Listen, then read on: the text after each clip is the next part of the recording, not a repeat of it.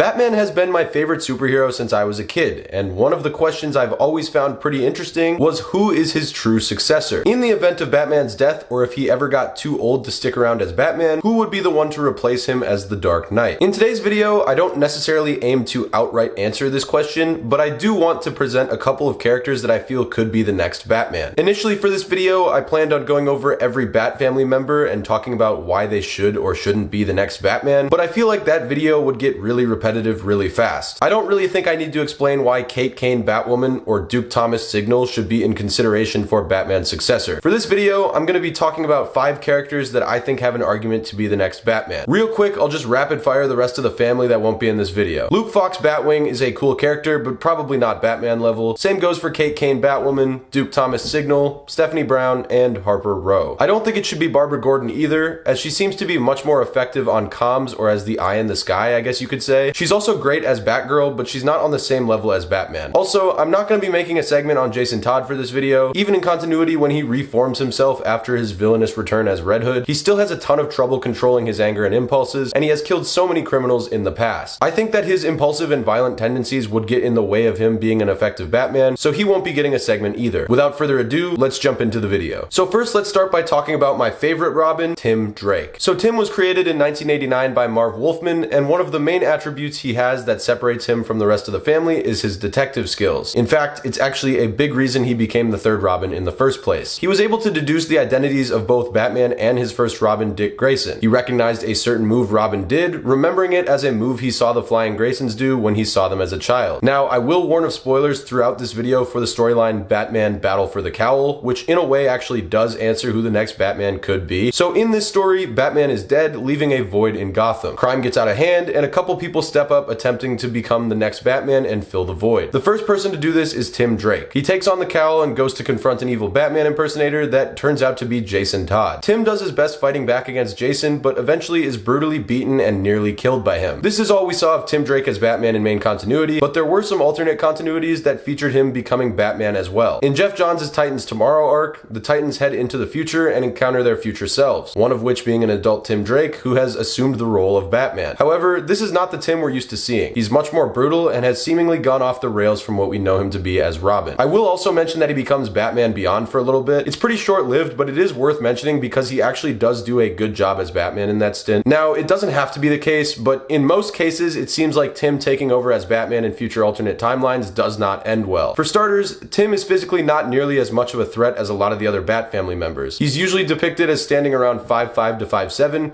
which doesn't have to be a problem, but he also lacks the combative skills that other members like Dick, Cass, and Damian have. On top of that, he's just not nearly as intimidating, and part of that goes back to his combat skills. Following up Bruce's ability to invoke fear as Batman with Tim Drake, I just don't think Gotham's criminal underworld would buy it, and it would probably be really hard for Tim at first. That's not to say he couldn't prove himself, but I do think it would be very difficult. There are some traits that Tim has that could make him a good Batman though. For instance, he is widely considered the best detective aside from Batman in the family. Like I mentioned, Tim is not as good of a combatant as the rest of the family, so he has to rely quite a bit on his intellect and detective skills to be effective. And he is very effective. In fact, his detective skills are what led him to becoming part of the family in the first place. This is one of the main arguments for Tim being Batman. His intellect greatly outweighs what he lacks in combat, and it's definitely a fair argument. Another thing about Tim is that he wasn't forced into this life or doing it to avenge something dark from his past like Dick, Cass, or other members of the Bat family. He's one of the few cases in the Bat family of somebody who wanted to join the fight because he wanted to change the world for the better. His drive to want to help people also makes him a good candidate to be Batman's successor. At the end of the day, it's hard to say with Tim. His intellect and deduction skills paired with his desire to do good make him an ideal candidate, but what he has in intellect, he lacks with combat skills and physical presence. So I can't definitively say he should be Batman's successor. Let's move on to the next candidate. So next, let's talk about the first Robin, Dick Grayson. Dick was adopted by Bruce Wayne following the death of his parents. Sometimes it's depicted as a freak accident, and sometimes it's depicted as his parents being murdered. Regardless, Dick took on the role of Batman at a very young age, becoming Batman's first partner in crime. As Dick got older, however, tension started to boil over between him and Bruce, eventually leading to Dick leaving Batman's side and becoming his own hero, Nightwing. He moved to the city of Bloodhaven, becoming its protector, and continued to work with the Teen Titans. Like I mentioned earlier, there will be spoilers throughout this video for the storyline Batman Battle for the Cowl, so be warned if you'd like to read that story. So, as previously mentioned, Tim Drake took on the mantle of Batman in Battle for the Cowl, but was quickly defeated and nearly killed by Jason Todd. Once Dick saved Tim and defeated Jason, he assumed the role of Batman himself. This is one of my favorite story arcs for Dick Grayson. He reluctantly takes the cowl and in some people's minds becomes a better Batman than Bruce ever was. One of the things that really separates Dick from Bruce is his emotional maturity and his ability to connect with others. Dick is a born leader. He's led a couple different teams, mainly the Titans, but also the Outsiders. He even led the Titans when the Justice League had disbanded, which made them the most powerful and influential superhero team on Earth. Where Bruce tends to isolate, Nightwing aims to connect and work with others through tough times. It's one of the main traits that makes people believe he's more effective than Batman. During his time as Batman, he took Damian under his wing as Robin, and their relationship as Batman and Robin was honestly better than Bruce and Damian's. Their personalities are total opposites, which means they make up for what the other lacks in a partnership. He's no slouch as a detective or combatant either. He can hang around with the rest of the family in pretty much every major category. So what makes Dick not the ideal candidate to be Batman? Well, pretty much everything I just said. Dick doesn't need to be Batman to be effective. He's already one of the best superheroes in the DC universe as Nightwing. In areas where Bruce is weak, Nightwing excels, and I honestly think he's better off continuing as Nightwing. There was also a really good point brought up by this person in my community poll, that being that Dick Grayson does not have to be Batman to be the true successor to Batman. He can just remain as Nightwing and keep doing his thing. It's an excellent point. Dick doesn't need to be Batman to truly succeed and honor him, which is why I don't necessarily think he's the perfect choice to be the next Batman either. So next, let's talk about Damian Wayne, the son of Batman. So Damian Wayne was born and raised in Nanda Parbat by his mother Talia al Ghul. From a young age, he was trained to be a killer by the best assassins and combatants in the world. As you could guess, he was not like most children his age. All he was taught from a young age was martial arts training and violence. He never really knew how to express his emotions properly or connect with anybody on a personal level. He didn't have a normal childhood at all. So when his mother Talia al Ghul dropped him at his father's doorstep, he was a huge problem. He was extremely arrogant and couldn't disagree more with Batman, particularly his no-kill rule, and he actually did kill somebody in the first couple issues of him hanging around in Gotham. He thought he was better than everybody else and didn't want to learn from anybody in the Bat family. He even almost killed the then current Robin, Tim Drake, when he attacked him. Since his introduction from Grant Morrison's Batman run, however, he has developed quite a bit. He still has issues being arrogant and sometimes struggles to hold back his anger, but it's something he's become much better at controlling over time. As for Damian becoming Batman in the future, it's a question that is very polarizing. For one, he is the son of Batman, so he does genetically inherit a lot of the traits Bruce has. That isn't necessarily a good thing, but it is a valid point nonetheless. Damian does not deal with failure well, he's obsessive around being the best, and he doesn't control his emotions well, often self-isolating when he doesn't want to open up. Does that sound familiar? Like I said, these traits don't make him a bad candidate to succeed Batman. In fact, you could argue they actually make him a good candidate. He also has top-tier fighting skills, and we haven't even come close to seeing his full potential yet. In current continuity, I'm pretty sure his age is around 14 or 15 years old, meaning even though he is already one of the best combatants in the Bat family, he's got years and years to develop into potentially the best hand-to-hand combatant in the DC universe. We have to remember that not only is he the son of Batman getting years of training from Bruce, but he also spent 10 years living in Nanda Parbat, being trained by the best assassins in the world. Despite what you think of everything else surrounding Damian, his combat skills are inarguable. We've also seen him mature quite a bit emotionally since his introduction. He's definitely still not there yet, but maybe in time he would be ready to take on the mantle of Batman. I have a hard time deciding what Damian's future would look like. On one hand, he is Batman's only biological son, and in a lot of ways mirrors Bruce. It makes me think that at some point down the line, maybe he will be ready to be the next Batman. I still think that would be at least 10 years older than he is currently, but I think it's possible he could grow into somebody that could carry the cowl. On the other hand, I would be very interested to see him claim the throne in Nanda Parbat and take over the League of Assassins. As of right now, I think Damian's character would make more sense in that role. But, like I said, he's in his early teenage years, so he has a lot of room to grow. I don't think he would be Batman's direct successor, but maybe a couple Batmans down the line he could do it. Also, because I mentioned the alternate future where Tim Drake becomes Batman, I have to mention the future where Damian becomes Batman. The Batman of Bethlehem, I think is what he is called. I don't remember the story all that well, but I'm pretty sure he sells his soul to protect Gotham and he becomes a pretty ruthless version of Batman. So like Tim, you could kind of say that Damian loses himself when he becomes Batman, but again, it's an alternate continuity, so we don't really know. But yeah, because I brought up Tim's future timelines, I might as well bring up Damian's. All of that aside, I still believe that Damian is not the true direct successor to Bruce Wayne, but I think a Batman or two down the line he could be. Next, I wanted to talk about my favorite Batgirl, Cassandra Cain. So Cassandra, similarly to Damian, was raised to be an assassin from the time she was a child. Unlike Damian, however, she was raised mute and didn't learn to speak until she was much older. Her parents are two of the most deadly assassins and best hand-to-hand combatants in the DC universe. Her father, David Cain's goal in raising her mute was so that she could recognize the body language of somebody and use it to her advantage in combat. The reason she was raised this way was because Ra's al Ghul wanted somebody to be part of the League of Assassins that could predict an enemy's moves before they made them. Like Damian, Cass had no childhood, and her only purpose was to be a human weapon. Her mother is Lady Shiva, another top-rank assassin that many consider to be the best martial artist in DC continuity. So yeah, in terms of genetics, Cass has that and the training to make up for her inability to speak or read. She's been depicted taking down some of the best fighters in the DC universe, including her mother, her father, Deathstroke, and even Batman in a sparring match. So yeah, you get the point. She is an absolute badass. Her combat skills speak for themselves and already make a strong case for her to be the next Batman, or protector of Gotham, if you will. The thing that makes it hard for me to believe Cass could carry the mantle is her detective skills. Because she was raised to know body language as her main communication, she is often depicted as struggling with her detective work. Thankfully, she has Barbara, Tim, Bruce, and others that can surround her and make up for it, but with Cass as Batman in the future, it might be difficult for her to succeed. She definitely has the detective skills, but I don't know if I see her being the true successor because of this flaw. Bringing us to the last character on this list, let's talk about the Batman of the future, Terry McGinnis. Also, I know technically Jace Fox is also the Batman of the future, but I honestly can't stand that character, so we're gonna pretend he doesn't exist. Also, I'm not gonna spoil too much of his origin because it's a key part of the animated series, and it's a show I'm a big fan of, so check it out by all means. Anyway, unlike all the other characters on this list, Terry was actually created for television by Bruce Timm, Paul Dini, and Alan Burnett for the futuristic Batman series, Batman Beyond. Batman Beyond is a sequel to all the DCAU shows that came before, mainly Batman the Animated Series, Justice League, and Justice League Unlimited. It takes place around 20 to 25 years after the last season of JLU, and features a much older Bruce Wayne who can no longer carry the mantle of Batman in his old age. One night while escaping a gang, Terry McGinnis flees to Wayne Manor and is followed. Upon arriving, he is helped by an elder Bruce Wayne to defeat the thugs. However, Bruce's heart gives out and he's helped inside Wayne Manor by Terry McGinnis. While inside, he discovers the Batcave. It takes a while, but after some persuasion, he convinces Bruce to allow him to carry the mantle of Batman. So why should Terry be the next Batman? Well, he's one of the only people in DC history that was actually chosen by Batman to be his successor. He's also proven to be a good Batman too. He has some growing pains at first, but he eventually does grow to be a very effective protector of Neo Gotham. He does have a bit of an advantage, as his Batsuit technology is way more effective and advanced than anybody on this list, as he was born in the far future, but nonetheless, he makes the best of it. This answer is pretty easy to me. Yes, I think Terry is an effective successor to Batman. We've seen it in comics and in his own TV show. However, this is way down the DC timeline and well after Bruce has retired at this point. I think we'd have to have a successor to Batman before Terry in order for a smooth transition. Another thing about Terry is that he kind of needs Bruce around to teach him everything when he first becomes Batman. I don't really see an older Damian or Dick Grayson hanging around to effectively teach Terry how to be Batman, at least to the same degree as Bruce. I do like the idea of Terry becoming Batman at some point, but I don't know if he should be the true second Batman. So now that we've gone over who I think are the only candidates, who do I think it should be? Well, to be honest, I don't think any of these characters could live up to Bruce's potential as Batman. In terms of true successor, however, I think Dick Grayson as Nightwing should, could, and would step up as the true protector of Gotham in the event Bruce dies or disappears. Like I mentioned, he's a born leader, mentally tough, very empathetic, and good at connecting with people, which is why he's more effective as Nightwing than Batman in my opinion. As for the others, Damian has a lot of growing and soul searching to do, Cass needs to improve her detective skills, Tim's combat skills aren't near what they should be if he wants to be Batman, and Terry is too far into the future to wait. I know this might feel like a cop-out answer, but I don't think any of them should be the next Batman. I think collectively working together, they could be greater than Batman ever was for Gotham. In terms of overall protector of the city and inheritor of the burden though, I'm gonna go with Dick Grayson. Anyways guys, that's gonna be all for this video. Thank you so much for watching. I apologize for not getting it up sooner, but I was very sick all last week and I could not record it. Like my voice sounded horrible, and even now it's still a little bit hoarse. But yeah, thank you guys so much. I will see you in the next one.